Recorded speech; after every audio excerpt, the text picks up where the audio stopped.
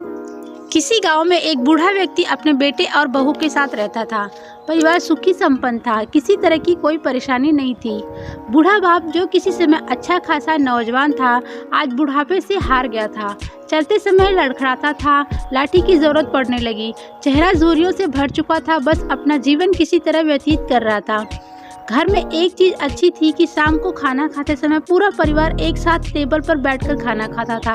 एक दिन ऐसे ही शाम को जब सारे लोग खाना खाने बैठे, बेटा ऑफिस से आया था, भूख ज़्यादा थी तो जल्दी से खाना खाने बैठ गया और साथ में बहू और उसका एक बेटा भी खाने लगे। बूढ़े हाथ जैसे ही थाली उठाने को हुए, थाली हाथ से छिटक गई, थोड़ी दाल टेबल पे गिर गई। बहू बेटे ने घृणा दृष्टि से पिता की ओर देखा और फिर से अपना खाना खाने में लग गए।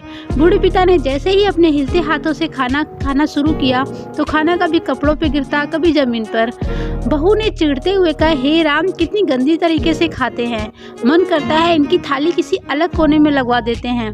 बेटे ने भी ऐसे सिर हिलाया जैसे पत्नी की बात से सहमत हो। उनका बेटा यह सब मासूमियत से देख रहा था। अगले दिन पिता की थाली उस टेबल से हटकर एक कोने में लगवा दी गई।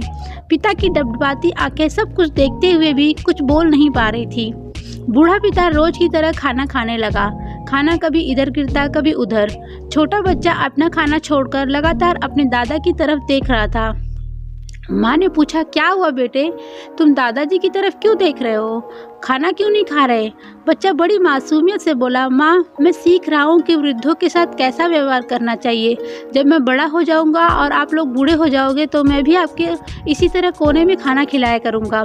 बच्चे के मुँह से ऐसा सुनते ही बेटे और बहू दोनों काँप उठे। शायद बच्चे की बात उनके मन में बैठ गई थी, क्योंकि बच्चा ने एक मासूमियत के साथ एक बहुत बड़ा सबक दोनों लोगों को दिया था।